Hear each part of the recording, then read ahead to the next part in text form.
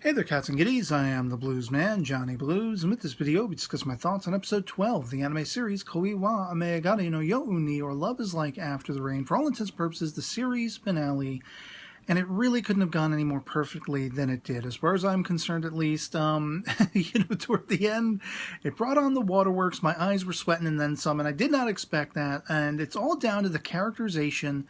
By the end, our main sort of focused upon characters, as well as the surrounding mitigating characters they were acquainted with or friends with, things of that sort, they all have the same central, sort of reservations, the same sort of things that are holding themselves back.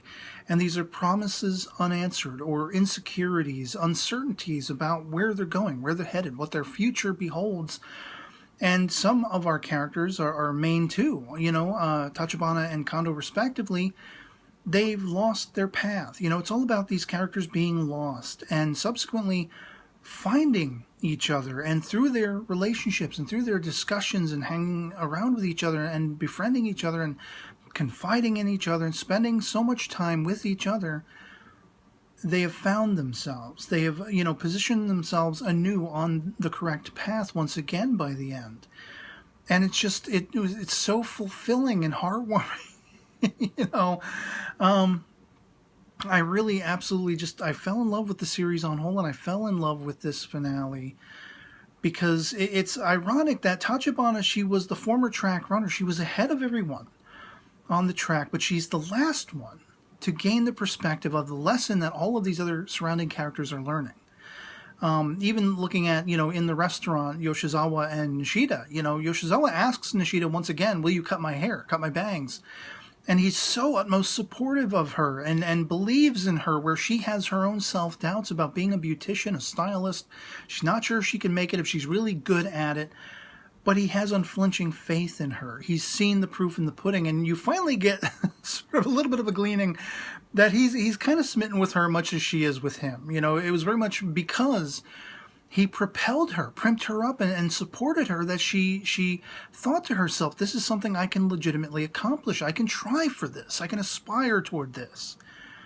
And really, that's the brass tacks addendum by the end that, in your life, if you're surrounded by the right kind of people, compassionate, caring, supportive people who believe in you and support you, you can accomplish wonders, even amidst your failings, even your missteps. Even if you, try to leap across the proverbial hurdle and your foot catches and you end up on, the ground, face flat, you pick yourself up again, much as, Kondo's son was relaying to Tachibana in his aspiring to become a runner himself. And I wonder how much of that was from, overhearing Daddy talking about Tachibana, and, or if it was something he came to of his own accord. But the idea of promises, promises to ourselves, promises that this series delivered on, and giving us a satisfying story, misdirecting us at the start, as I say, with the idea that this is a romance, that it's this burgeoning idea of will they or won't they, and there's so many, speculations and hypotheses in the early going. How is this going to play out? Is it workable? Is it something that can be achieved for both of these characters who are on opposite ends of the age spectrum, but they're both very much in the same place in life. They have recoiled from certain things that they once had a passion for. And in knowing each other and interacting with each other and supporting each other and confiding in each other, being able to use each other as a shoulder to lean on and a supportive crutch in a way, but also as a guidepost to new awakenings, to the next horizon, They've managed to burgeon for each other a redirection, a brand new directive that holds back on this nostalgic view of what they left behind. For Tachibana, again, the track runner, she's so late to the game of understanding, well, I gave up on a lot of things, and I can have my cake and eat it too. The icing on the cake is one day when we've achieved what we've set out to. These goals that we set before us that we're aspiring toward, once we've achieved that, we'll revisit this romance. We'll revisit that sort of cloudy skyline, that rain-filled, drizzly skyline, because what comes next is after the rain, is the clear skies, the new dawn.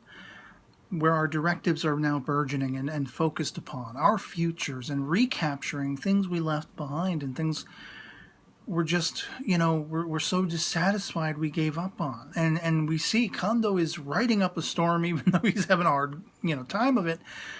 He's gotten back in touch with that passion. And it's brilliant. And a lot of it is through the relationship he has had with Tachibana. And again, similarly, Tachibana's support of Nishida to go after Yoshizawa, Yoshizawa's support of Nishida to pursue, where Tachibana is saying, pursue the guy you like, Yoshizawa, who is the guy she likes, is telling her, pursue this career, this passion that you have.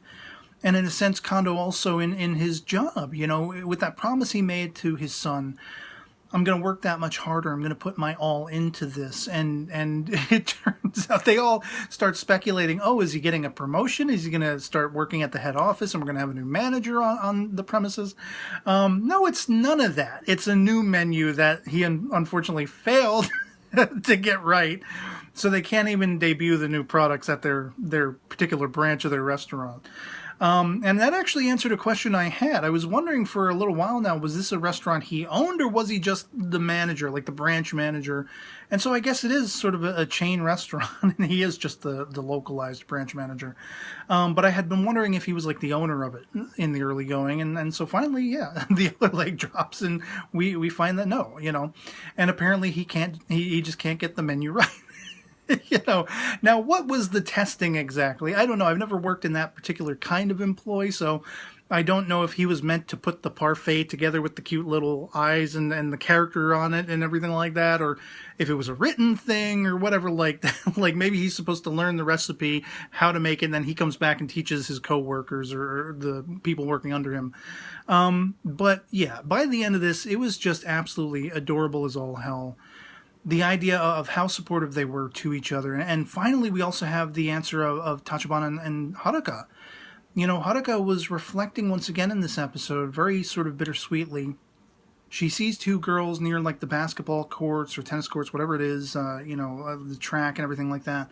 And she's reflecting back on when she and Tachibana first stumbled onto this school, when they first decided this is where we want to go. Witnessing the wind or whatever the phraseology was of that. And I absolutely loved that, again, finally the lesson is learned on Tachibana's behalf. And she messages her, she pulled out all of her old books and books of track notes and rehabilitation and that sort of guidebook to this high school before they ever went there. This was the book that they were holding. Taking a look at this high school. Is it someplace we want to go? They were considering. And so she got right back in touch with the exact same memory that Haruka had been lamenting earlier on. And I love that text message. Haruka gets misty-eyed. That's when the waterworks started for me as well.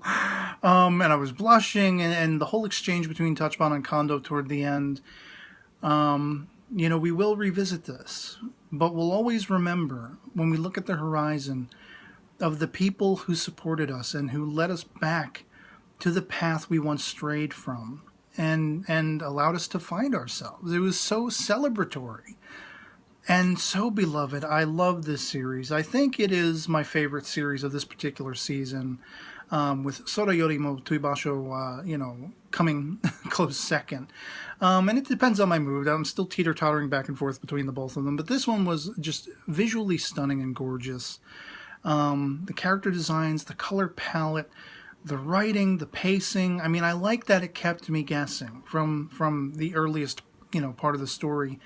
And one final footnote before I let you guys go on this one. I actually found out in the last couple of weeks via a trailer, a live-action movie is being made or has been made for this story, Love is Like After the Rain. I will link in the description below the trailer for it. I haven't actually watched the trailer. I saw it crop up, and I sort of did a Google translation to find out what it was, because it seemed like that's what it was advertising, and I didn't want to view it just in case there were any spoilers contained for how the anime might come to its conclusion. But I guess it's going to be released on May 25th, 2018, as of the time of this recording. And I really am going to be looking for that. I hope, it will crop up somewhere online so I can actually take a look at it. Much as I have done the follow-up movies to the anime series Orange and Osama Game the animation, whereas the anime Osama Game sucked really bad. At least in my opinion, the live-action movie was that much better. And with Orange, I can't remember anymore. Actually, I think there was an anime movie follow-up, and I think there was live action. There was some anime that I talked about, a live action movie adaptation. I think it was Orange, but it's something that I always enjoy doing when I'm that invested in a series like恋は雨上がりのようにor like Orange, things of that sort. And Osama Game the animation, just because I was the incredulity of how bad it was. I had to, have something to cleanse my palate, and thankfully the live action movie version of that proved to be that much better. But I like doing that when I have an interesting experience, whether it's a satisfying one, whether it's a dissatisfying one. Whenever there are movie sort of versions of something that we've seen in anime form, especially if it's something that I've covered, I really like to do a sort of comparison, contrasting. And, if you weren't familiar with that, check out the trailer below, if you want to. Keep your eyes peeled for it, if you happen to find the movie when it comes out and you don't think I have, because inevitably I will probably do a video review or discussion follow-up.